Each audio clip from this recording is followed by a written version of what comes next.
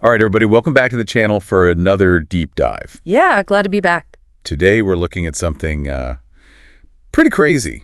Definitely a head scratcher. It's one of those what-if scenarios. A hypothetical. Yeah, so get ready to hit that subscribe button because this is one you won't want to miss. This is a wild one for sure. So, as always, make sure you like, comment, and share. Yeah, get that algorithm working for us. So that everybody can get a chance to hear about this. Spread the word. Okay, so let's dive in, shall we? Let's do it. Today's deep dive is going to be looking at a potential second Trump term. Right back in 2024. Which, as you all know, didn't actually happen. No, but it was a close one. It really was. And there were some interesting possibilities being floated around back then. That's what we're looking at today. Exactly one of those possibilities. A hypothetical appointment of Robert F. Kennedy Jr. as the Secretary of Health and Human Services. Oh, I mean, when this news came out, it was based on an article from back then. Like from right before the election. Yeah, and people were losing their minds. I mean, RFK Jr., he's been known for A very long time. a very long time for being... Anti-vaccine. Yeah. And so to imagine him as the head of Health and Human Services. The department responsible for public health in the entire country. Yeah, you can see why people were kind of freaking out. It definitely raised some eyebrows. It did. It really did. A lot of people were scratching their heads on this one. And even Trump himself addressed it on X. Which was still Twitter back then. Yeah, it was. He actually came out and praised Kennedy, saying that he was committed to protecting Americans from harmful substances and restoring scientific integrity to the department. Yeah. So what do you make of that? Well, it's an interesting statement for sure. I mean...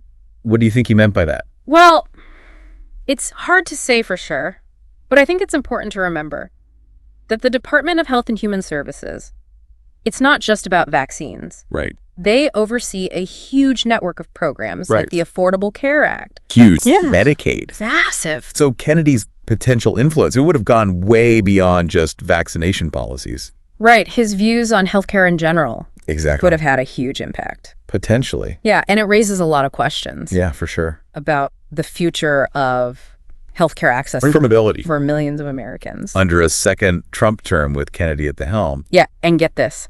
Just days before the election, Howard Lutnick, who was Trump's transition co-chair, completely denied that Kennedy was even being considered for the role. Oh, wow. Yeah, talk about adding fuel to the fire. Talk about a last-minute bombshell. Seriously. So it makes you wonder what was going on behind the scenes. Right. What were those conversations like? What kind of pressure was being applied? Yeah, and what ultimately led to this potential appointment. If it even was actually going to happen. Right, because we're talking hypotheticals here. Yeah, exactly. Yeah. But it's still fascinating to think about. Oh, absolutely. It's a great example of how quickly things can change in politics. It really is. And how even the most unexpected scenarios can play out. Okay, so we've got Kennedy, this well-known anti-vaccine advocate, potentially being tapped to lead Health and Human Services. Yeah, in a very contentious election. And then we've got this denial from Trump's own team, just days before the vote. It's like a political thriller. It really is. And it only gets more interesting when you look at what Kennedy was doing at the time. Yeah, what was he up to? Well, he was actually running for president himself. Oh, right. I forgot about that. Yeah, he was running as an independent. And what was his platform? Well, one of his big focuses was on tackling what he called the chronic disease epidemic. Interesting. Yeah. He wanted to overhaul food safety regulations, promote holistic approaches to healthcare, and reshape how we fund vaccine research. So he was coming in with some pretty specific ideas. Oh, yeah. He had a whole vision for how he wanted to change things. And this was all happening while he was supposedly in talks with Trump. Right, during the final days of the campaign. And there were rumors that a potential endorsement might have been on the table. From Kennedy to Trump. Yeah, in exchange for a cabinet position. Now, whether that's true or not, who knows? It's all speculation at this point. Yeah, but it definitely adds another layer to this whole story. It does. It makes you wonder about the motivations behind everything. Was it purely about policy? Or was there some political maneuvering going on? Yeah, what were the real goals here? It's hard to say for sure. But it's definitely a fascinating story. It is, and it's a reminder that politics can be a very messy business. Yeah, and that things aren't always what they seem. Exactly. So buckle up, because we're going to keep digging into this. We're just getting started. There's a lot more to uncover. And you won't want to miss it. So make sure you hit that subscribe button. And the notification bell. So you don't miss the rest of this deep dive We're going to keep unpacking this story and exploring all the potential ramifications. of this hypothetical scenario. It's going to be a wild ride. So stay tuned. All right, let's take a quick break, and we'll be right back with more of this deep dive into the potential second Trump term And the hypothetical appointment of RFK Jr. to the Department of Health and Human Services. You won't want to miss it.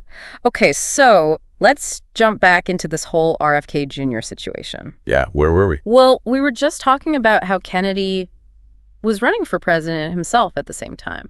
Yeah. That he was supposedly being considered for this cabinet position. Right, and that he had some pretty strong views on healthcare. Yeah, definitely not your typical mainstream ideas. So how do you think those views would have actually played out if he had become the head of Health and Human Services? Well, that's the million-dollar question, isn't it? It really is. I mean, one of the most interesting things to consider is the potential clash between Kennedy's personal beliefs and the core mission of the department. Right, because he was very much against the grain on a lot of health-related issues. Yeah, he was a vocal critic of Big Pharma, for example. Right. But the department plays a vital role in regulating pharmaceuticals. Yeah, making sure they're safe and effective. Exactly. So there's a bit of a contradiction there. Yeah, and it's not just about pharmaceuticals. Kennedy also advocated for alternative therapies, like holistic medicine and things like that. Right, which, again, is kind of at odds with the traditional medical establishment. So how do you think that would have fit in with the whole evidence-based medicine approach that the department is supposed to uphold? Yeah, that's a great question. Because evidence-based medicine relies on rigorous scientific research. Clinical trials, right? Exactly. You need data to back up your claims. And holistic medicine. Yeah. It's a bit more, Touchy-feely? yeah, it's not always based on hard science. Right. So integrating those two approaches, it could have been really tricky. Yeah, you can imagine some pushback from the scientific community. Oh, definitely. And what about funding?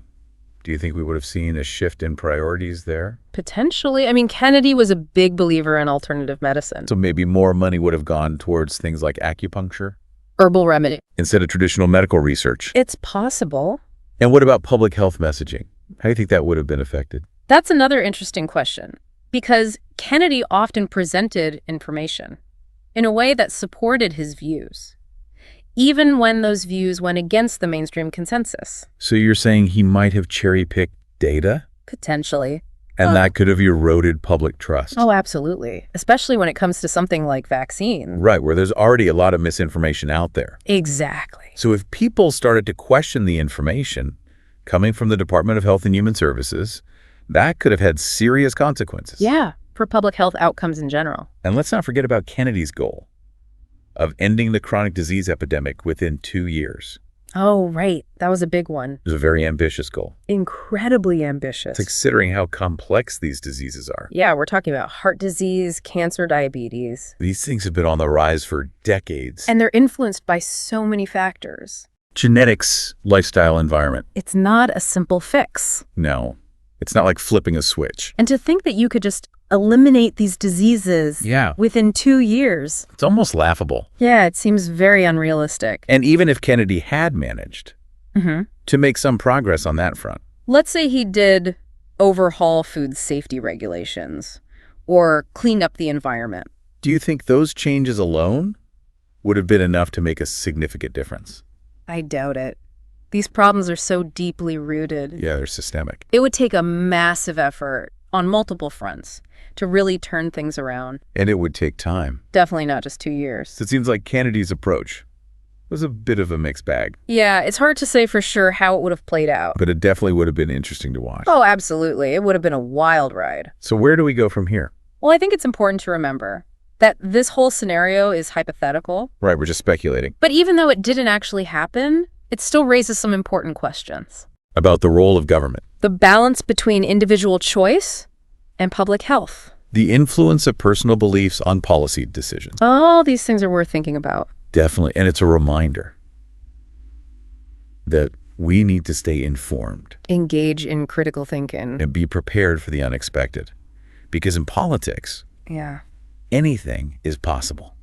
So we've spent all this time talking about what might have happened. A lot of what ifs. A lot of hypothetical. RFK Jr. at the helm of Health and Human Services. In a second Trump term. Really makes you think. It does. About how things could have gone so differently. Absolutely. I mean, we could be living in a completely different world right now. Potentially. If things had shaken out just a little bit differently back then. It's all about those tipping points in history. And this was definitely a potential tipping point. For sure. So as we wrap up this deep dive, what are some of the key takeaways you hope our listeners will walk away with? Well, I think the biggest one is that anything is possible in politics. Right. We saw that firsthand. You can never predict what's going to happen. Especially in a close election. With so much at stake. And so many powerful forces at play. Exactly. So we need to be prepared for anything. Absolutely. Stay informed. Engage in critical thinking. And don't be afraid to challenge the status quo. Because the world is constantly changing. And we need to be ready to adapt. And to fight for what we believe in. Exactly. So what are your thoughts on this whole scenario? Would RFK Jr.'s appointment have been a good thing or a bad thing? Head down to the comment section and let us know. We want to hear from you. Yeah, let's get a discussion going. And while you're down there, don't forget to hit that like button. And subscribe to the channel.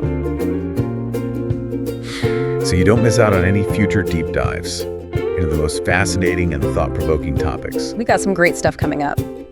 So stay tuned. Until next time. Keep those brains buzzing.